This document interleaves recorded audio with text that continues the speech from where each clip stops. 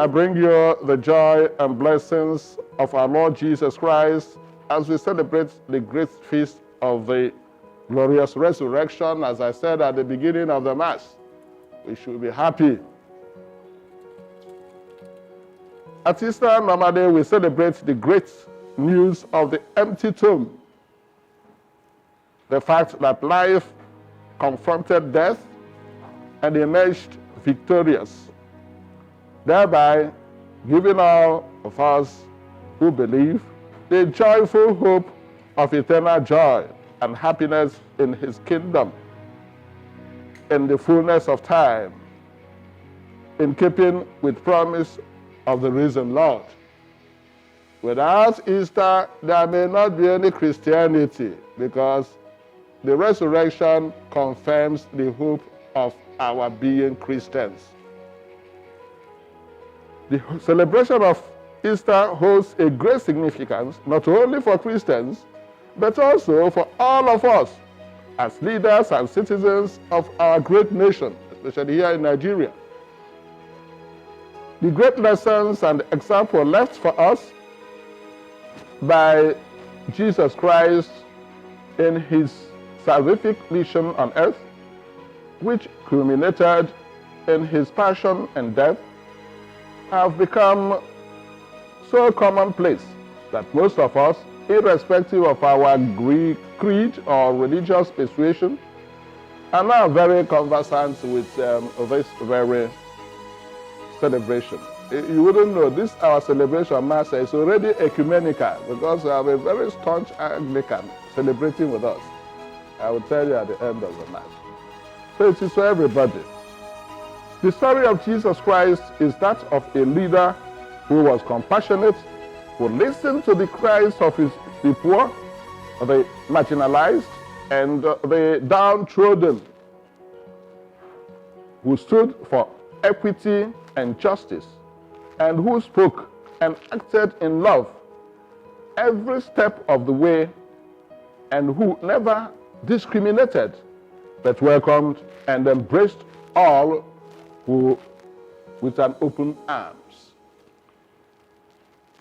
The situation we find ourselves in our country at present calls for sober reflection and concerted efforts on the part of leaders and citizens in order to change the narrative and steer the country back once more to the path of peaceful coexistence, which will in turn engender growth and development.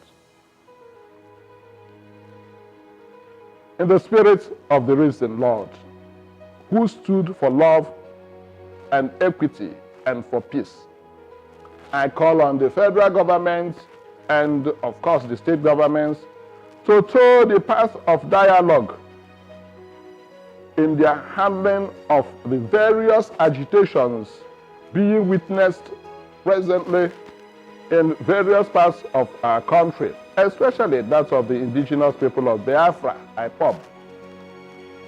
I am of the view that looking critically at the issues and concerns being raised and addressing them properly would calm the minds of the agitators and give a sense of belonging to the region, different regions of the country.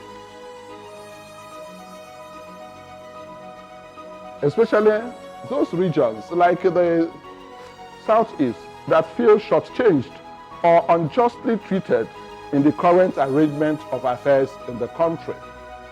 The government should look into that and address that properly to calm the nerves of these young ones who are feeling really cheated and sidetracked. My dear President and my dear governors and my dear politicians, nothing can ever take the place of dialogue in human relationships. Let us all employ dialogue, both the leaders and the led, so that we can find a lasting peace, which I hope, through our belief in the resurrection and the good work done at it, will happen as soon as possible. As we prepare for the 2023 general elections, I also call on governments at all levels to ensure a level playing ground for all and work towards an open and transparent democratic process that would give birth to free, fair, and credible elections. I call on the citizens, especially the young ones in particular, not only to vote according to their consciences, but vote also for candidates with proven strength of character and integrity who would turn things around for the better in our country. It may not be very correct to finish an Easter message without talking of our students and ASUU strike. I beckon on the federal government again.